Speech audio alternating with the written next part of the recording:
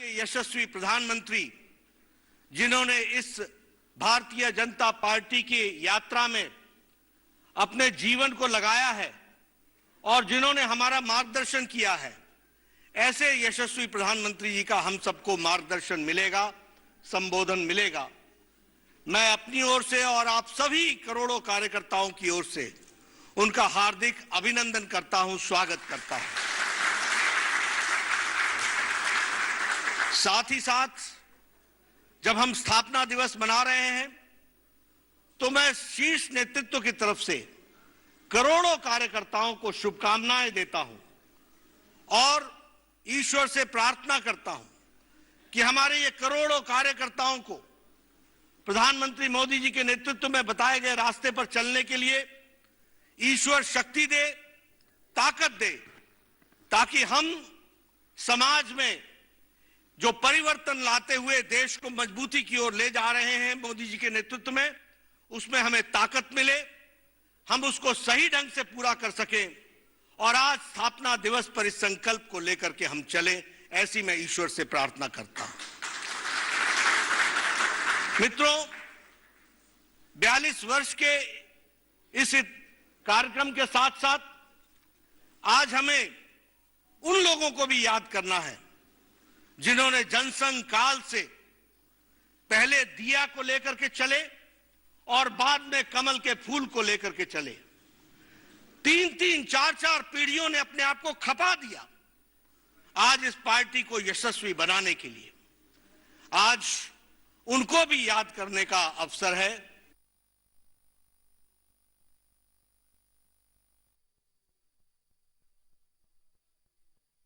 करोड़ों कार्यकर्ताओं को शुभकामनाएं देता हूं को लेकर के हम चले और ऐसी मैं ईश्वर से प्रार्थना करता हूं उनको भी कि हमारे ये करोड़ों कार्यकर्ताओं को मैं अपनी ओर प्रधानमंत्री मोदी जी के नेतृत्व में अपनी ओर से और आप सभी करोड़ों कार्यकर्ताओं को शक्ति दे, आज हमें उनका हार्दिक अभिनंदन करता हूं।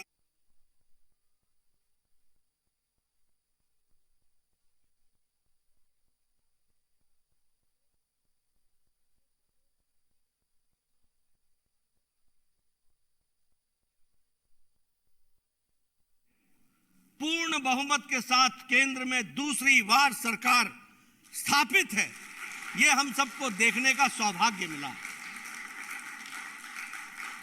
आज ये हम सबका सौभाग्य है कि हमारे भारतीय जनता पार्टी की और एनडीए की सरकार मिला ले, भारतीय जनता पार्टी की विशुद्ध 12 राज्यों में सरकार, और अगर एनडीए की सरकार बनाए तो 18 राज्यों में हमारी सरकार है। और इसके साथ साथ जब मैं लंबी यात्रा की बात करता हूं तो हमारे आज 402 सांसद हैं और राज्यसभा में 1988 के बाद 100 का आंकड़ा पार करने वाली भारतीय जनता पार्टी अकेली पार्टी है। ये गौरवमय अवसर है, ये सौभाग्य है हम सबका कि हम भारतीय जनता पार्टी को इस तरीके से आगे मोदी जी के नेतृत्व में बढ़ता हुआ देख रहे हैं। हमारे विधायकों की संख्या आज 1379 है और हम हर एक प्रदेश में अपने आप को स्थापित करने के लिए अग्रसर हैं। हम जब यात्रा की बात करते हैं तो मैं यह भी बताना चाहूंगा कि आदरणीय प्रधानमंत्री जी के सूझबूझ और मार्गदर्शन के कारण भारतीय जनता पार्टी के छवि को बदलने में भी हम सब लोगों ने, करोड़ों कार्यकर्ताओं ने उनके मार्गदर्शन पर चल करके पार्टी को आगे बढ़ाने का काम किया है। हमारी पार्टी सिर्फ राजनीतिक दल के रूप में नहीं जानी जाती, इसका सामाजिक पक्ष भी उजागर हुआ है और कोरोना काल में करोड़ों कार्यकर्ताओं ने अपने आप को करोड़ों लोगों को सेवा पहुंचाने के लिए सेवा ही संगठन के नाम पर काम किया और उसको आगे बढ़ाया। हमारे विरोधी भी मानते हैं कि भारतीय जनता पार्टी ही एक अकेली पार्टी थी जिसने कोरोना काल में काम करके इस बात को आगे बढ़ाया कि सेवा ही संगठन है और सेवा हमारा लक्ष्य है। इस बात को हम लोगों ने उजागर किया और समाज में ये स्थापित भी हुआ है। अगर हम बात करें तो आज आदरणीय प्रधानमंत्री जी के नेतृत्व में भारतीय जनता पार्टी की छवि में बहुत बड़ा अंतर आया है। अब भारतीय जनता पार्टी राष्ट्रीयता से ओतप्रोत तो थी, ये तो हमारा था ही विचार, लेकिन अब पार्टी की छवि ये गरीबों की पार्टी है, ये समाज के अंतिम पायदान पर खड़े व्यक्ति के लिए काम करने वाली पार्टी है, ये गरीबों के आंखों के आंसू को पोंछने वाली पार्टी है और उनको मजबूतीकरण करते हुए, सशक्तिकरण करते हुए, महिलाओं को, युवाओं को आगे बढ़ाते हुए देश को आगे बढ़ाने वाली पार्टी की छवि बनी है। अभी अभी जो नतीजे आए हैं, उन नतीजों ने मोदी जी के नीति पर, कार्यक्रम पर पूरी ताकत के साथ भारत की जनता ने मोहर लगाई है, यह भी हम सबको ध्यान में आता है। आज हमको आदरणीय प्रधानमंत्री जी का संबोधन मिलेगा और हम उनको विश्वास दिलाना चाहते हैं। आपके बीच में और उनके बीच में मैं ज्यादा समय नहीं रहूंगा, हमें उनका संबोधन मिलने वाला है, लेकिन मैं प्रधानमंत्री जी को और शीर्ष नेतृत्व को इस बात का विश्वास दिलाना चाहता हूं कि पार्टी आपके बताए रास्ते पर करोड़ों कार्यकर्ता पूरी लगन के साथ, पूरी तन्मयता के साथ और परिवर्तन लाने के लिए पूरी ताकत के साथ काम करेंगे, यह हम आपको विश्वास दिलाना चाहते हैं।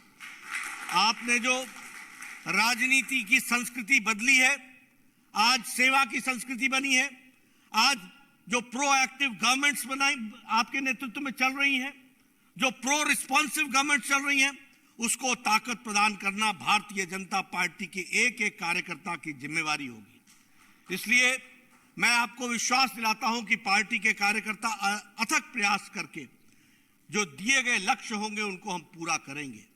और अंत में मैं सिर्फ एक ही बात कहूं,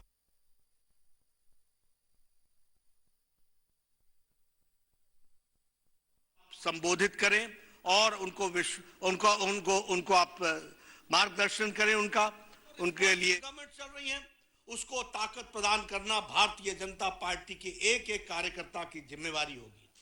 इसलिए मैं आपको विश्वास दिलाता हूं कि पार्टी के कार्यकर्ता अथक प्रयास करके जो दिए गए लक्ष्य होंगे उनको हम पूरा करेंगे।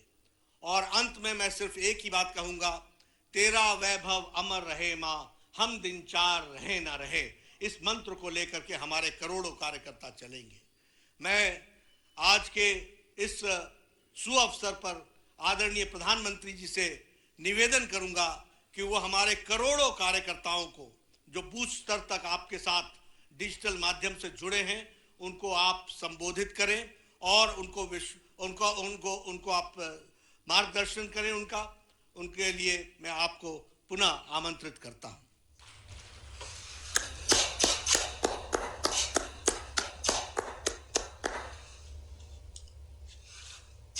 नमस्कार। भारत माता की, भारत माता की, भारत माता की। भारतीय जनता पार्टी के स्थापना दिवस के इस पुण्य अवसर पर मेरे साथ जुड़े पार्टी के सभी समर्पित कार्यकर्ता साथी, पार्टी के समस्त पदाधिकारीगण, हमारे राष्ट्रीय अध्यक्ष श्रीमान जेपी नड्डा जी, देवी और सज्जनों, आज नवरात्रि की 5वीं तिथि भी है। आज के दिन हम सभी मां स्कंद माता की पूजा करते हैं और हम सब ने देखा है मां स्कंद माता कमल के आसन पर विराजमान रहती है और अपने दोनों हाथों में कमल का फूल थामे रहती है। मेरी प्रार्थना है कि मां स्कंद माता का आशीर्वाद देशवासियों पर, भारतीय जनता पार्टी के प्रत्येक कर्मठ कार्यकर्ता पर, प्रत्येक सदस्य पर हमेशा बना रहे। मैं देश और दुनिया भर में फैले भाजपा के प्रत्येक सदस्य को बहुत बहुत शुभकामनाएं देता हूं। कश्मीर से कन्याकुमारी, कच्छ से कोहिमा तक भाजपा एक भारत श्रेष्ठ भारत के संकल्प को निरंतर सशक्त कर रही है। श्रद्धेय डॉक्टर श्यामा प्रसाद मुखर्जी, पंडित दीनदयाल उपाध्याय जी, अटल बिहारी वाजपेयी जी, राजमाता सिंधिया जी, कुशाभाऊ ठाकरे, सुंदर सिंह जी भंडारी, अनेक महापुरुष, ऐसी अनेक विभूतियों ने जिन्होंने जनसंघ से लेकर भाजपा तक इस पार्टी के निर्माण में खुद को खपा दिया, मैं उन सब के चरणों में नमन करता हूं। साथियों, इस बार का स्थापना दिवस 3 वजहों से बहुत महत्वपूर्ण हो गया है। पहला कारण है कि इस समय हम देश की आजादी के 75 वर्ष का पर्व मना रहे हैं, आजादी का अमृत महोत्सव मना रहे हैं। ये प्रेरणा का बहुत बड़ा अवसर है। दूसरा कारण है तेजी से बदलती हुई वैश्विक परिस्थितियां, बदलता हुआ ग्लोबल ऑर्डर, इसमें भारत के लिए लगातार नई संभावनाएं बन रही है। तीसरा कारण भी उतना ही अहम है। कुछ सप्ताह पहले 4 राज्यों में भाजपा की डबल इंजन की सरकारें वापस लौटी है। 3 दशकों के बाद राज्यसभा में किसी पार्टी के सदस्यों की संख्या 100 तक पहुंची है।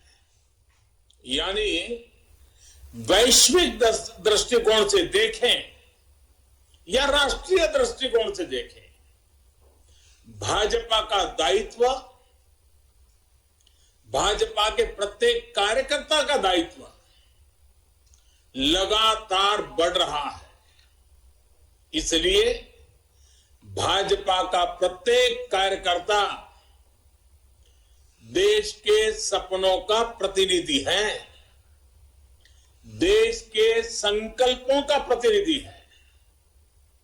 इस अमृत काल में भारत की सोच आत्मनिर्भरता की है, लोकल को ग्लोबल बनाने की है, सामाजिक न्याय की है, समरसता की है।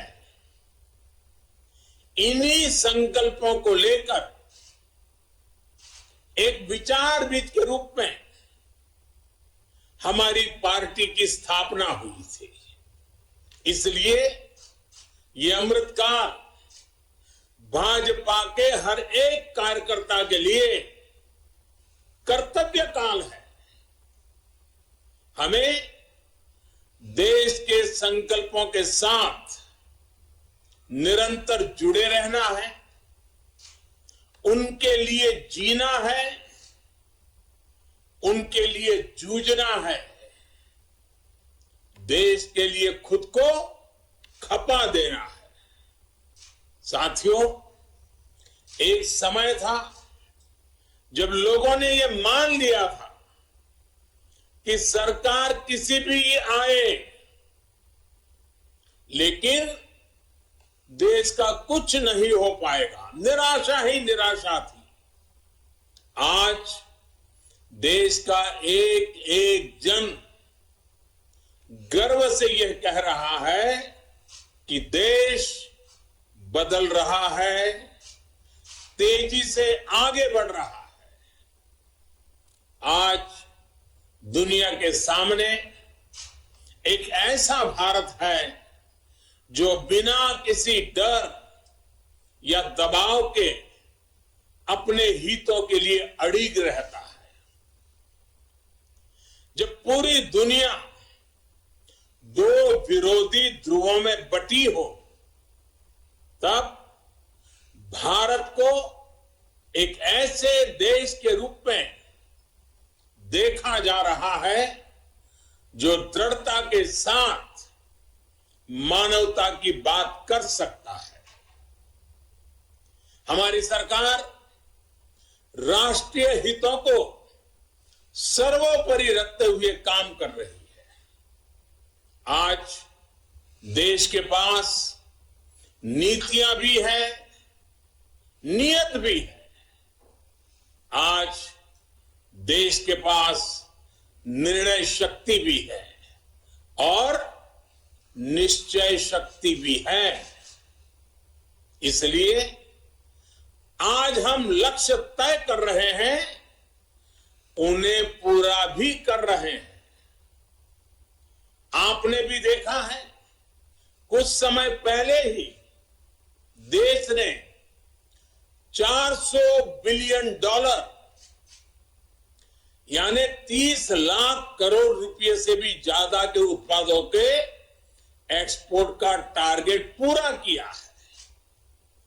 कोरोना के इस समय में इतना बड़ा लक्ष्य हासिल करना भारत के सामर्थ्य को दिखाता है।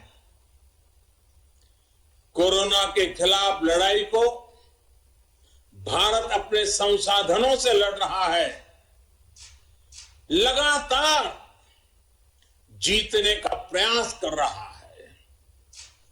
आज भारत 180 करोड़ से ज्यादा वैक्सीन डोज देने वाला देश है। आज पूरी दुनिया देख रही है कि इतने मुश्किल समय में भारत 80 करोड़ गरीबों, वंचितों को मुफ्त राशन दे रहा है। 100 साल के इस सबसे बड़े संकट में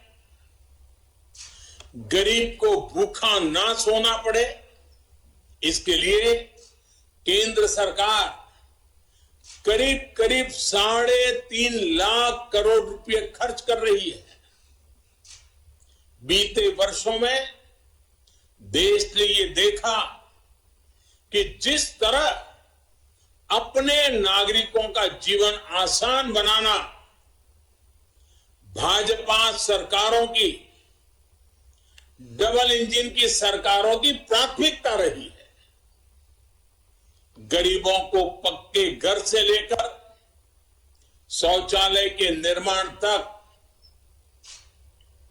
आयुष्मान भारत योजना से लेकर उज्ज्वला तक, हर घर जल से लेकर हर गरीब को बैंक खाते तक, ऐसे कितने ही काम हुए जिनकी चर्चा अगर मैं करना शुरू करूं तो शायद कई घंटे निकल जाएंगे।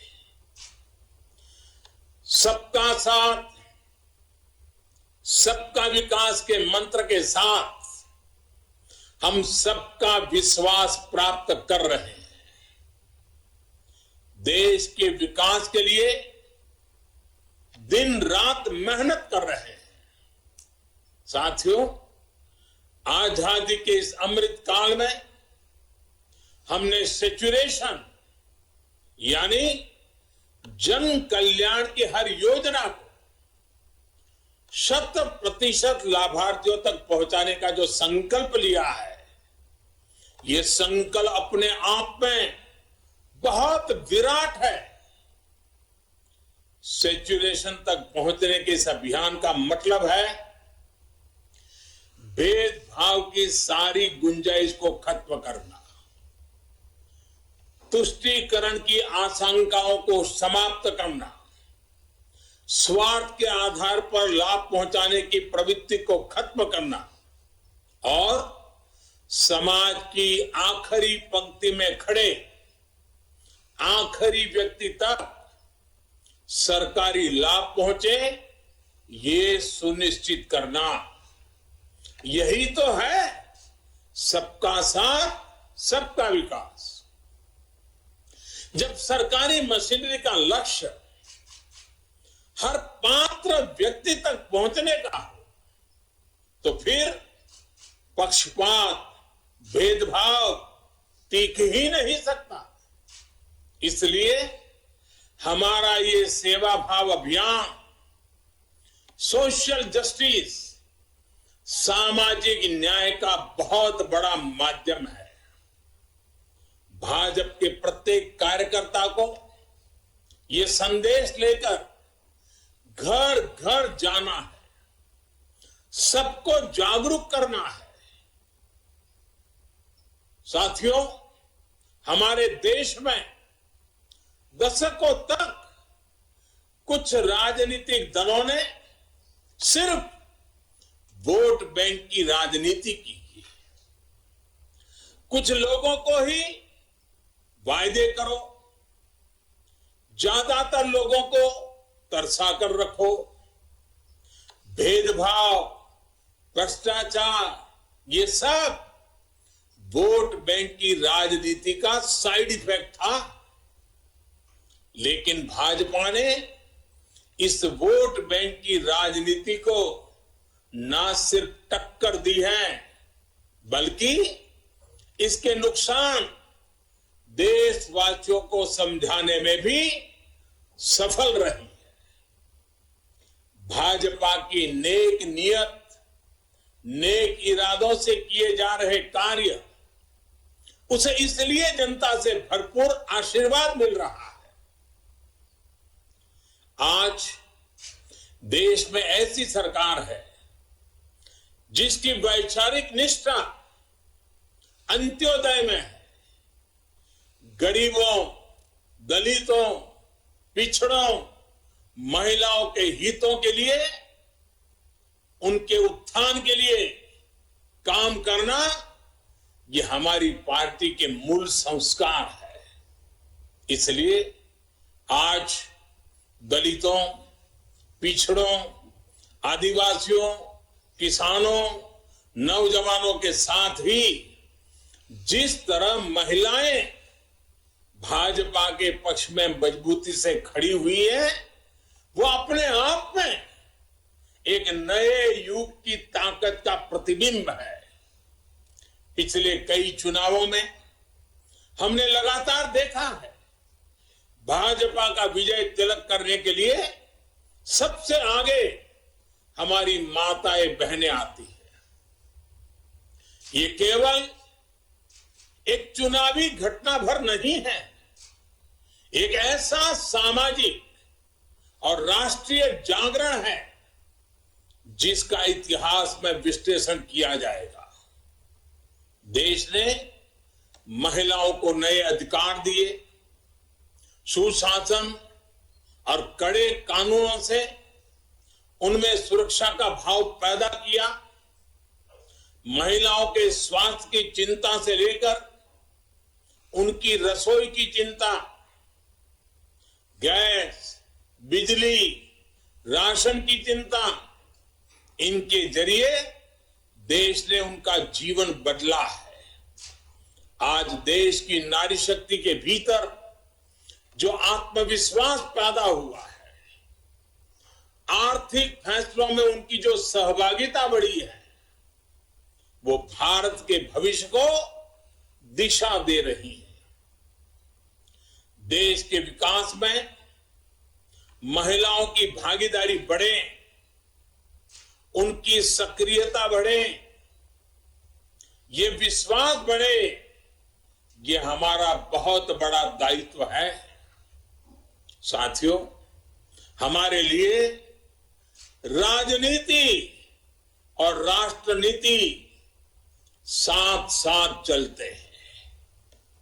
हम राष्ट्रनीति से राजनीति को अलग कर करके चलने वाले लोग नहीं हैं, लेकिन ये भी सच्चाई है कि अभी भी देश में दो तरह की राजनीति चल रही है। एक राजनीति है परिवार भक्ति की और दूसरी है राष्ट्र भक्ति की।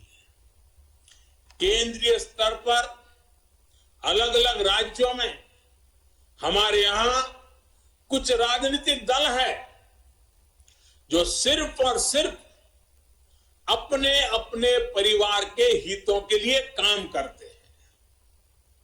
परिवारवादी सरकारों में परिवार के सदस्यों का स्थानीय निकाय से लेकर संसद तक में दबदबा रहता है। ये लोग भले ही अलग अलग राज्यों में हो, लेकिन परिवारवाद के तार से जुड़े रहते हैं। एक दूसरे के भ्रष्टाचार को ढककर रखते हैं। बीते दशकों में इस वजह से देश का बहुत बड़ा नुकसान हुआ है। इन परिवारवादी पार्टियों ने देश के युवाओं को भी कभी आगे नहीं बढ़ने दिया। उनके साथ हमेशा विश्वासघात किया है।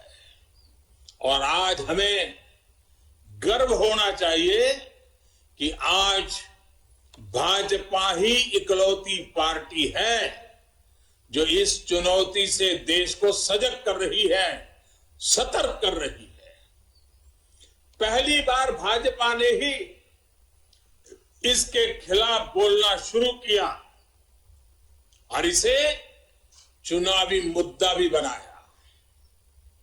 मुझे इस बात का संतोष है कि देश के लोग, देश के युवा अब धीरे धीरे ये समझने लगे हैं कि किस तरह परिवारवादी पार्टियां लोकतंत्र की सबसे बड़ी दुश्मन है। साथियों, लोकतंत्र के साथ खिलवाड़ करने वाली ये पार्टियां संविधान और संवैधानिक व्यवस्थाओं को भी कुछ नहीं समझती। ऐसी पार्टियों से आज भी हमारे कार्यकर्ता अन्याय, अत्याचार और हिंसा के खिलाफ लोकतांत्रिक मूल्यों के साथ लड़ रहे हैं। इनमें से कई कार्यकर्ताओं को अपना बलिदान तक देना पड़ा। हम सब हमारे इन कार्यकर्ताओं के परिवारों की पीड़ा में शामिल है। मैं सभी कार्यकर्ताओं को विश्वास दिलाता हूं कि भाजपा ऐसे राज्यों में लोकतांत्रिक मूल्यों की फिर से स्थापना करने के लिए निरंतर संघर्ष करती रहेगी। और ये महासंघर्ष, ये महायज्ञ तब तक चलेगा जब तक लोकतंत्र विरोधी ताकतों को हम परास्त नहीं कर देते।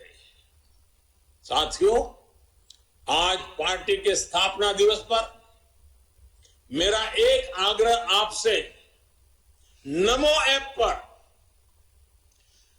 कमल पुष्प मॉड्यूल से जुड़ने का भी है।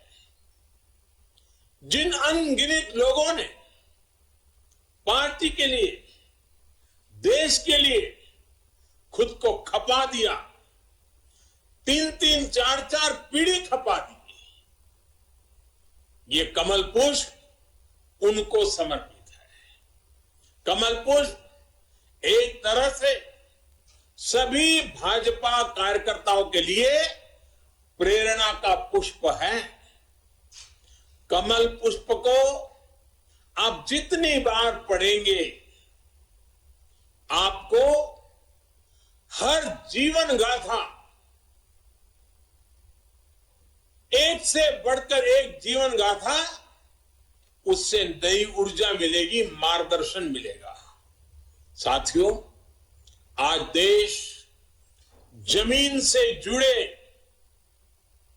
तमाम अभियानों को आगे बढ़ा रहा है और भाजपा के कार्यकर्ता के रूप में जमीन पर उनके सारथी आप ही हैं।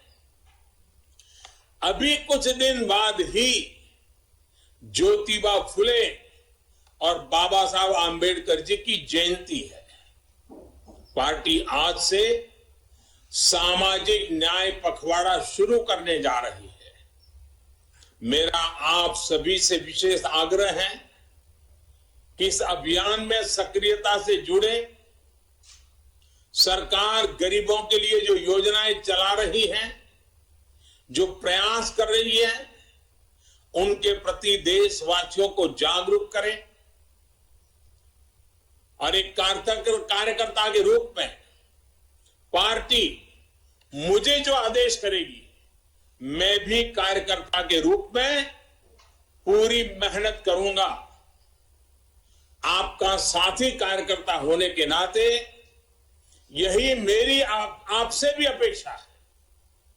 मुझे पूरा विश्वास है कि हम सब मिलकर इसी तरह राष्ट्र सेवा के यज्ञ में अनवरत लगे रहेंगे।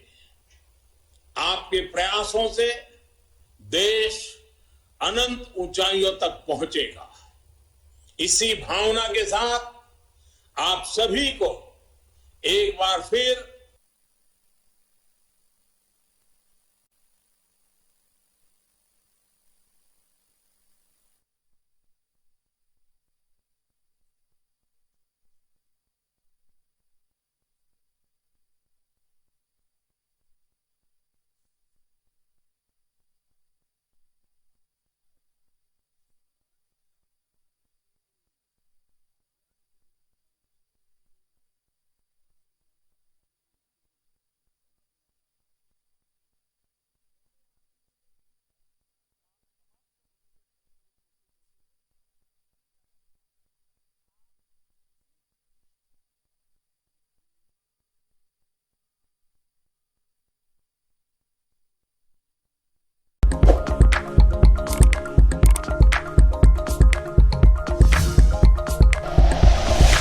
Like and share videos, subscribe करें हमारा चैनल और प्रेस करें बेल आइकॉन।